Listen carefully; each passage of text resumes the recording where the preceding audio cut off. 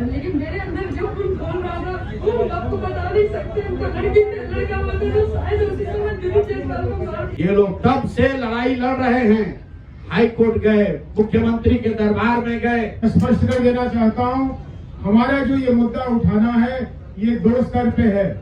और पहला स्तर भारतीय जनता पार्टी से हमारा प्रश्न है कि आप जो चाल चरित्र चेहरा की बात करते हैं, उस चाल चरित्र चेहरा में ऐसे व्यक्ति बिहार जैसे राज्य के आपके अध्यक्ष कैसे हो सकते हैं, जिन पे तरह तरह के संगीन आरोप लग रहे हैं, जिसने अपने पैसे और ताकत के बल पर लोगों को डराया है, धमकाया है और संगीन अपराध किए हैं।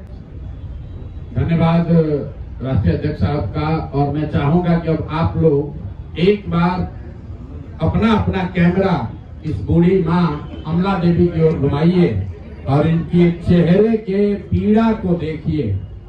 इनका बच्चा, इनके 6 बच्चे हैं और ये लोग बहुत गरीब घर के लोग हैं। इनके पति वहां साधारण छोटा मोटा व्यापार रोजी रोजगार करके अपना जीवन चलाते हैं, परिवार चलाते थे। 2007 में इनके घर के बगल में सरस्वती शिशु मंदिर के एक विद्यालय से जुड़ा हुआ रोड और रोड के इर्द गिर्द जमीन के खरीद बिक्री को लेकर विवाद शुरू हुआ। इनका एक लड़का राजेश था, उस समय उसने वहां लोकल लोगों के साथ मिलकर उसका विरोध किया। दिलीप जायसवाल जी वहां 10 एकड़ जमीन कब्जा करना चाहते थे, खरीदना चाहते थे, लोगों से जबरदस्ती करना चाहते थे। जैसा कि इन लोगों का कहना है कि इनके लड़के ने उसका विरोध किया, पहले उसको धमकी मिली, पीछे हटने की बात कही गई और फिर 2007 में एक दिन उसका एक दोस्त दुर्गा पूजा की तैयारी के नाम पर उसको घर से मोटरसाइकिल से पकड़ बैठाकर ले गया, इन सब के सामने ले गया। और फिर इनको खबर मिलती है कि एक भीड़ ने उस बच्चे को, इनके बेटे को घेर कर पीटा है और इतनी बुरी तरह पीटा है कि वो ऑलमोस्ट मरणासन्न हो गए और उनको किसी सरकारी अस्पताल में नहीं ले जाया गया।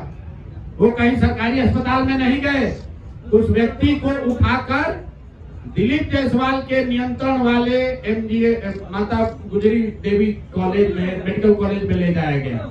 हद सुनिए कि भाई लड़का इनका गया और तथाकथित तौर पर पुलिस का जो एक वर्जन है कि भीड़ ने उसको मारा, उसके पास पिस्टल था, ऐसा पुलिस के एक आरोप पत्र में कहा गया है, जैसा कि किसी ने इल्जाम लगाया है। वो बच्चा 50 उसको 100 लोग रोड पर मारते रहे लेकिन उसके हाथ में पिस्टल, उसने पिस्टल नहीं चलाया। और पुलिस को इसकी सूचना किसने दी? पुलिस के खुद के रिकॉर्ड के हिसाब से दिलीप जायसवाल ने खुद पुलिस को बताया कि एक भीड़ यहाँ पर है जो उनके घर से 2 किलोमीटर दूर है। देखिए कितने बड़े समाज सेवी हैं, कितनी चिंता उनको है। भीड़ एक बच्चे को मार रही है, एक युवक को मार रही है। पुलिस को सूचना दिलीप जायसवाल ने दी, उस बच्चे को वहां से दिलीप जायसवाल के मेडिकल कॉलेज में भर्ती कराया गया, राजेश साहब को। उसके बाद 2 दिनों तक ये पूरा परिवार, ये इनके शब्दों में अभी आप सुनिएगा, ये लोग छटपटाते रहे कि हमको हमारे बच्चे से एक बार मिला दीजिए। इनको इनके बच्चों से, राजेश साह से उनके माँ उनके बाबूजी को मिलने तक नहीं दिया गया और पुलिस ने केस ये बना दिया। सुपारी लेकर दिलीप जायसवाल का मारने आया था, पिस्टल लेकर, और दिलीप जायसवाल के समर्थकों ने या सामान्य नागरिकों ने उसको घेर कर मार दिया। अब वहीं पे खत्म नहीं हुई बात, 1 साल तक करीब इनका FIR रजिस्टर नहीं किया गया है। उस जवान लड़के के मौत के सदमे से इनके पति, अमला देवी के पति और उस लड़के के बाप 2 बरस में बेड पर गिरकर उनकी मृत्यु हुई है। और तब से ये बूढ़ी माँ और ये बच्ची, उस व्यक्ति की बहन रीता जी, ये लोग तब से लड़ाई लड़ रहे हैं। हाई कोर्ट गए, मुख्यमंत्री के दरबार में गए, वहां से ऑर्डर हुआ कि इस पर तुरंत कार्रवाई की जाए। वहां का SP, अब नाम पिछली बार नहीं बताया था, आज बता रहा हूं, MK नायक, उसमें MR नायक जो वहां के SP थे, उनकी पत्नी बजाबता आज MBBS करके डॉक्टर हैं।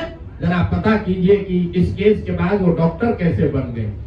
उस केस का IO SK दुबे, नाम नोट कीजिए, मैं सीधा नाम बता रहा हूं। SK दुबे जो केस का IO था, रिटायर होने के बाद दिलीप जायसवाल के मेडिकल कॉलेज में चीफ सिक्योरिटी अफसर के तौर पर उसने बजाबता काम किया है। और आप कहते हैं कि आपका कोई इसमें भूमिका नहीं है, आपकी कोई भूमिका नहीं है, कोई देखने वाला नहीं है।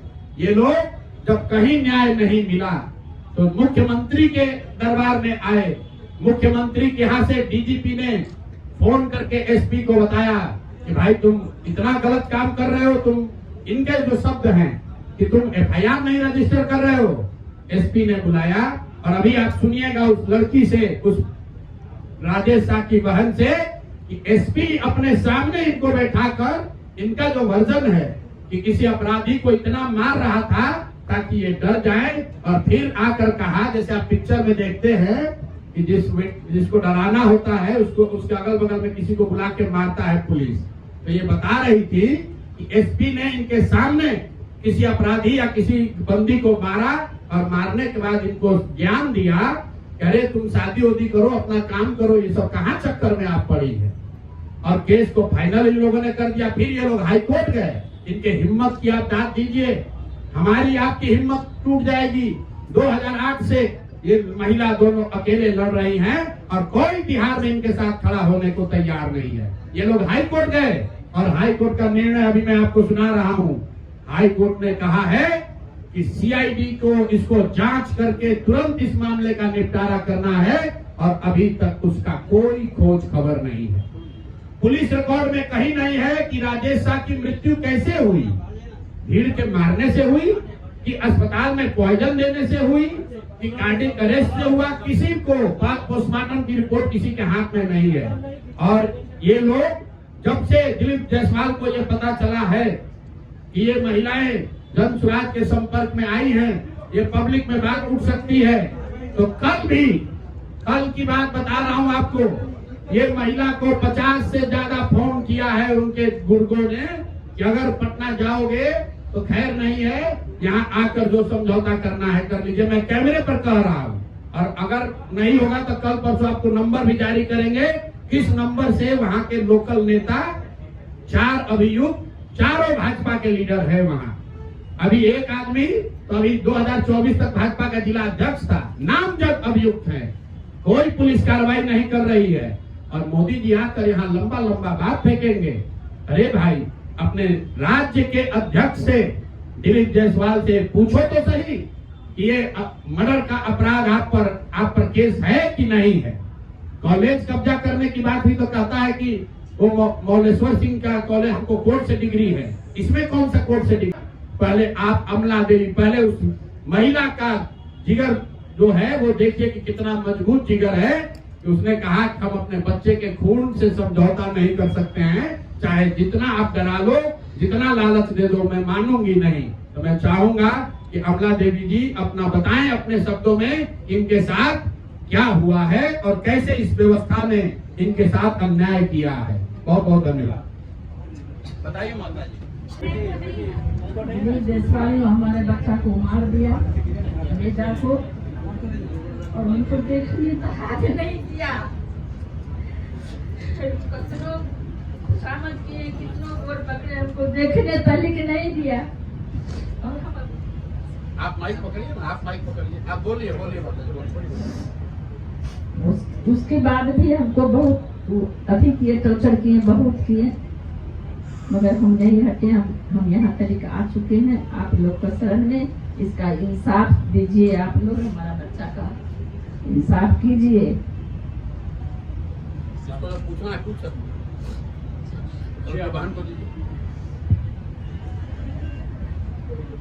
मेरा नाम दीपिका कुमारी है।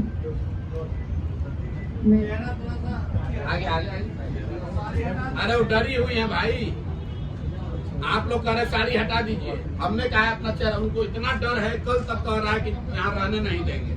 अब देखिए हालत क्या है बिहार का। बोलिए, अब चेहरा ढक के ही बोलिए। मेरा नाम दीपिका कुमारी है।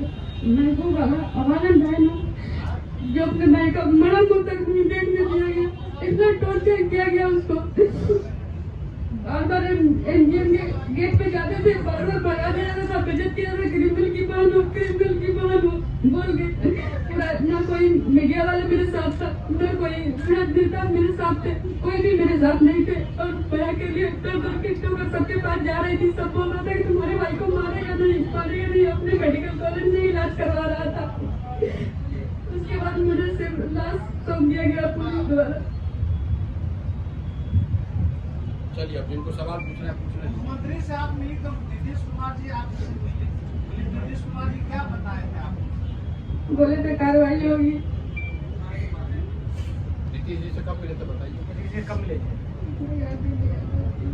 कितना दिन पहले मिले थे आप? कितना दिन पहले मिले? 15 साल पहले मिले। एसपी साहब से घटना है 2007 का 2007 की घटना है। 15/10/2007। एसपी साहब से मुलाकात हुई तो एसपी साहब ने क्या कहा था?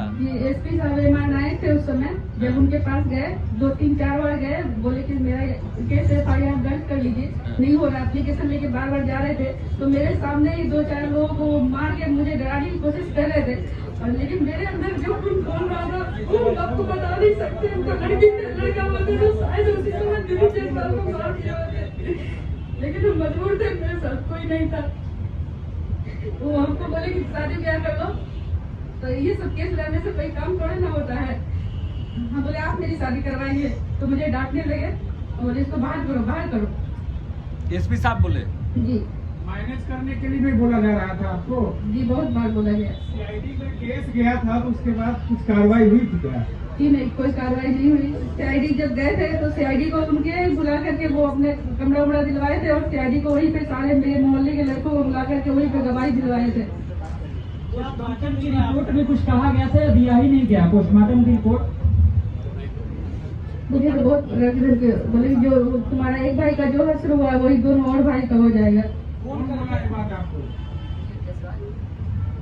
उनके बहुत सारे सुशांत गोप है, दीपक श्रीवास्तव है, राकेश साझा है। प्रशांत किशोर के साथ आप आई हैं तो आपको क्या क्या धमकी मिल रहा है कि मत जाओ पटना में, प्रशांत किशोर के पास मत जाओ, क्या क्या फोन करके धमकी? ऐसा बोला गया कि मीडिया के सामने आप न जाए। मीडिया के सामने नहीं जाए। जी अभी प्रशांत किशोर के पास आई है, उम्मीद है आपको न्याय का? जी पूरा उम्मीद है। चलिए हो गया।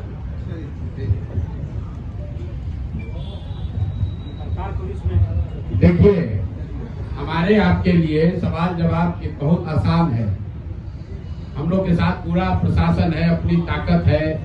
2 महिलाएं जो अपना जीवन यापन किसी तरह चला रही हैं, आप समझिए 25 साल से ये लोग लड़ रहा है। कितनी हिम्मत इन्होंने की होगी तो आज यहाँ आए हैं। और आज ये देखिए बिहार की बात हो रही है, इस महिला की हिम्मत नहीं हो रही कि अपने चेहरे से नकाब हटाए। इतना भय है किस आदमी का जो भाजपा का यहाँ का राज्य का अध्यक्ष है। ऐसे लग रहा है कि कोई क्रिमिनल सिंह की लड़ाई है। आप कह रहे हैं, हम लोग कह रहे हैं कि आप चेहरे से नकाब हटाइए, क्यों नहीं हटा रही हैं? इतना भय है उस व्यक्ति का कि अब जब ये जान रहे इनका पहचान तो रहा ही है, लेकिन एक मन में है कि अगर हम चेहरा छुपा के रहें, क्योंकि वहां इनको रहने भी इनका मुश्किल किया हुआ है। और आपके माध्यम से बताते रहे, अगर इनकी सुरक्षा को कुछ हुआ, इनको परेशान किया गया, तो पूरा बिहार का आदमी इनके खिलाफ खड़ा होगा, इनको छोड़ेंगे नहीं। ये जो समझ रहे हैं, ये बताइए 2 महिलाओं को इस तरह से परेशान कर रहा है, ये बेचारी बोल तक नहीं पा रही है।